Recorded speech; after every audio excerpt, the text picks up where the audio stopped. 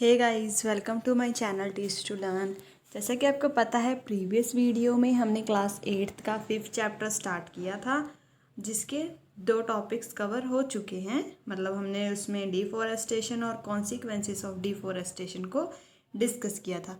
अगर आपने वो वीडियो नहीं देखी है तो डिस्क्रिप्शन में दिए गए लिंक से उसे देख सकते हैं।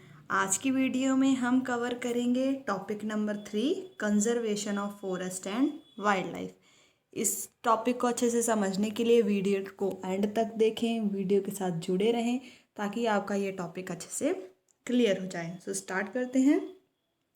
हमने देखा था कि डिफॉरेस्टेशन के कितने सारे इफ़ेक्ट पड़ रहे थे हमारे जीवन के ऊपर और एनिमल्स के जीवन के ऊपर भी। तो इन सब के बारे में अवेयर होने के बाद, जानने के बाद बूझो और पहेली टेंशन में आ गए कि ये तो बहुत ज़्यादा ही बुरा इफ़ेक्ट पड़ रहा है। तो वो प्रोफेसर अहमद के पास गए और उन्होंने, मतलब ये जो पहेली और बूझो थे, इन्होंने प्रोफेसर अहमद से पूछा कि हम फॉरेस्ट और वाइल्ड लाइफ को कैसे सेव कर सकते हैं।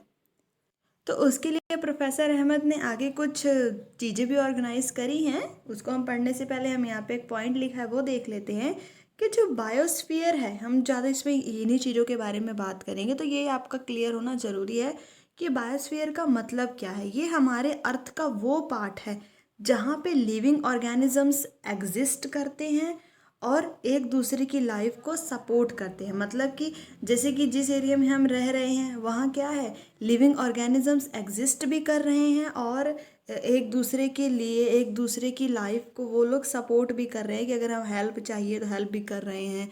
तो वो सारी चीज़ें, ये जो जगह है, जो पार्ट है अर्थ का, उसे ही क्या कहा जाता है, बायोस्फीयर कहा जाता है। नेक्स्ट क्या है, बायोलॉजिकल डाइवर्सिटी या फिर बायोडाइवर्सिटी का मतलब क्या होता है कि वैरायटी ऑफ ऑर्गेनिजम्स जो अर्थ पे रहते हैं और उनका एक दूसरे से रिलेशनशिप और इन्वायरमेंट से रिलेशनशिप। जैसे कि जो इन्वायरमेंट है, हमारी जो धरती है, उस पर अलग अलग तरह के एनिमल्स रहते हैं, अलग अलग जनजातियों के लोग रहते हैं, ट्राइब्स के लोग रहते हैं। तो वो सब क्या है, जो ऑर्गेनिजम्स एग्जिस्ट कर रही है अर्थ के ऊपर, उनमें क्या है, वैरायटीज़ है। और जब हम वैरायटी की बात करेंगे तब हम बायोडाइवर्सिटी की बात करते हैं।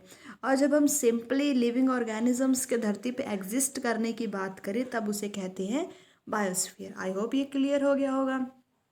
अब जब चिल्ड्रंस प्रोफेसर अहमद के पास गए सॉल्यूशन मांगने के लिए, तो प्रोफेसर अहमद ने एक बायोस्फीयर रिजर्व पहेली, बूझो और बाकी सारे क्लासमेट्स के लिए ऑर्गेनाइज किया। तो उसके बाद जो प्रोफेसर अहमद ने, उन्होंने कौन सी प्लेस सिलेक्ट करी, पंचमढ़ी बायोस्फीयर रिजर्व। और उन्हें पता है कि ये जो पंचमढ़ी बायोस्फीयर रिजर्व है, वहाँ पे प्लांट्स और एनिमल्स मिलते हैं दैट आर सिमिलर। मतलब जो वहाँ पे ऐसे प्लांट्स और एनिमल्स मिलते हैं जो हिमालय से लेके लोअर वेस्टर्न घाट तक, मतलब कि वहाँ पे जो डाइवर्सिटी है लिविंग ऑर्गेनिजम्स, प्लांट्स के पाए जाने की, वो बहुत ज़्यादा है। इसीलिए प्रोफेसर अहमद ने ये पंचमढ़ी बायोस्फीयर रिजर्व को सिलेक्ट किया। प्रोफेसर अहमद को यकीन था कि बायोडाइवर्सिटी जो यहाँ पे पंचमढ़ी बायोस्फीयर रिजर्व में मिल रही है वो यूनिक है, सबसे अलग है। उसने रिक्वेस्ट किया, वहाँ पे फॉरेस्ट का एम्प्लॉय था माधव जी, जो फिर प्रोफेसर अहमद ने उनसे रिक्वेस्ट किया कि वो चिल्ड्रंस को बायोस्फीयर के अंदर जब जाएंगे तो चिल्ड्रन को गाइड करे, उन्हें एक्सप्लेन करे जो भी प्रिजर्वेशन एरियाज़ हैं, जैसे कि such biological importance make them a part of our national heritage. मतलब कि ये जो बायोस्फीयर रिजर्व बनाया हुआ है, इसके इम्पोर्टेंस के बारे में सब चिल्ड्रंस को एक्सप्लेन करे। यहाँ पे जो भी एरिया को प्रिजर्व करके रखा गया है, हमारे नेशनल हेरिटेज को, हमारी जो राष्ट्रीय धरोहर है, इन सबको प्रिजर्व करके रखा गया है। इन सभी चीज़ों के बारे में जो फॉरेस्ट का एम्प्लॉय है माधव जी, प्रोफेसर अहमद ने उससे रिक्वेस्ट करी कि तुम सभी बच्चों को एक्सप्लेन करना।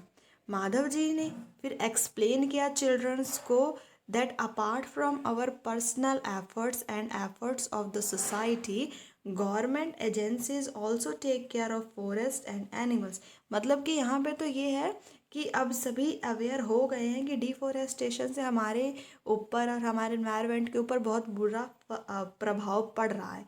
तो माधव जी ने बच्चों को बताया कि हम जो खुद भी एफर्ट्स कर रहे हैं और जो सोसाइटी एफर्ट्स कर रही है, इन एफर्ट्स के अलावा कुछ गवर्नमेंट की एजेंसीज भी हैं जो फॉरेस्ट और एनिमल्स की टेक केयर में अब सामने आ रही हैं, ताकि उन्हें हम संभाल कर सकें, उनकी संभाल कर सकें। गवर्नमेंट ने कुछ ऐसे रूल्स बनाए हैं, मेथड्स करी हैं, पॉलिसीज़ बनाई हैं जिससे एनिमल्स को प्रोटेक्ट और कंजर्व, उन्हें बचा के रखा जा सके। जैसे कि वाइल्ड लाइफ सेंचुरी हो गई, नेशनल पार्क हो गया, बायोस्फीयर रिजर्व हो गए, ये सारे ऐसे एरिया हैं जहाँ पे प्लांट्स और एनिमल्स को कंजर्व किया जाता है जो उस एरिया में प्रेजेंट है। जैसे कि अगर हम एक पार्टिकुलर एरिया की बात करें और यहाँ पे अगर लायन ज़्यादा मिलते हैं तो फिर उस एरिया में एक बायोस्फीयर रिजर्व बना दिया जाएगा, ताकि इस एरिया में जो लायन मिल रहा है या फिर कोई और स्पेशल प्लांट मिल रहा है तो उस एरिया में इस चीज़ को प्रिजर्व करने के लिए, कंजर्व करने के लिए, प्रोटेक्ट करने के लिए वहाँ पे एक biosphere reserve, wild life sanctuary या नेशनल पार्क बना दिया जाता है। यहाँ पे एक एक्टिविटी दी गई है कि आप अपने एरिया में फाइंड करिए कि आपके एरिया में कितने नेशनल पार्क हैं, वाइल्ड सेंचुरी है, बायोस्फीयर रिजर्व है अपने डिस्ट्रिक्ट में, स्टेट में और कंट्री में, और उसको इस टेबल में फिल करिए कि आपके डिस्ट्रिक्ट में कितने प्रेजेंट हैं, फिर स्टेट में कितने प्रेजेंट हैं और कंट्री में कितने प्रेजेंट हैं। अब यहाँ पे एक इम्पॉर्टेंट नोट दिया हुआ है, हम उसको पढ़ लेते हैं। यहाँ पे इन्होंने बोला है to protect our flora and fauna. ये जो फ्लोरा और फौना है ये आने वाली नेक्स्ट वीडियो में, जैसे यहाँ पे एक टॉपिक दिया हुआ है फ्लोरा एंड फौना, इसमें हम इस चीज़ को अच्छे से डिस्कस करेंगे कि आखिर ये होता क्या है। यहाँ पे इन्होंने बोला है फ्लोरा और फौना को प्रोटेक्ट करने के लिए और उनके हैबिटेट को प्रोटेक्ट करने के लिए प्रोटेक्टेड एरियाज़ बनाए जाते हैं, जिन्हें हम क्या कहते हैं, wild life sanctuary, national park या बायोस्फीयर रिजर्व। मतलब कि जो भी प्लांट्स और एनिमल्स को प्रोटेक्ट करने के लिए बनाए जाते हैं प्रोटेक्टेड एरिया, उनमें ये सारी चीज़ें शामिल हैं। प्लांटेशन, कल्टीवेशन, ग्रेजिंग, मतलब ये जो एरियाज़ हैं, प्रोटेक्टेड एरियाज़ हैं, वहाँ पे पेड़ लगाना, पेड़ को काटना, ग्रेजिंग का मतलब कि जानवरों को चराना, ट्रीज़ को गिराना, जानवरों को मारना, ये सारी चीज़ें प्रोहिबिटेड होती हैं, मना करी गई होती हैं। अब यहाँ पे ना थोड़े थोड़े पॉइंट दिए हैं, बाकी ये आगे भी आपके चैप्टर में दिए गए हैं, हम इनको और डिटेल में स्टडी करेंगे। तब अभी हम देख लेते हैं कि आखिर ये होते क्या हैं।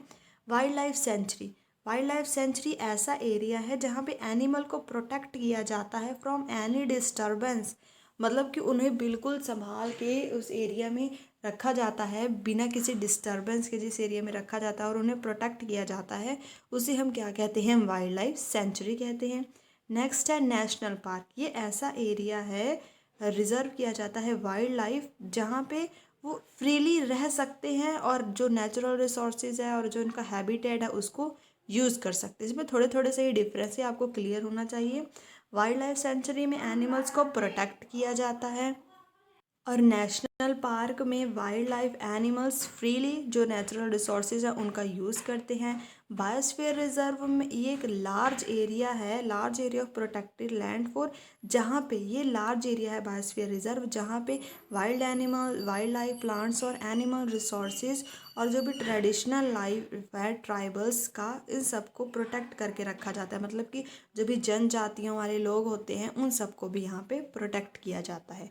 तो आई होप आपको ये जो आज का टॉपिक था वो अच्छे से क्लियर हो गया होगा। Conservation of forest and wild life, यहाँ पे जो टॉपिक्स दिए हैं इन सब को आगे हम और डिटेल में स्टडी करेंगे।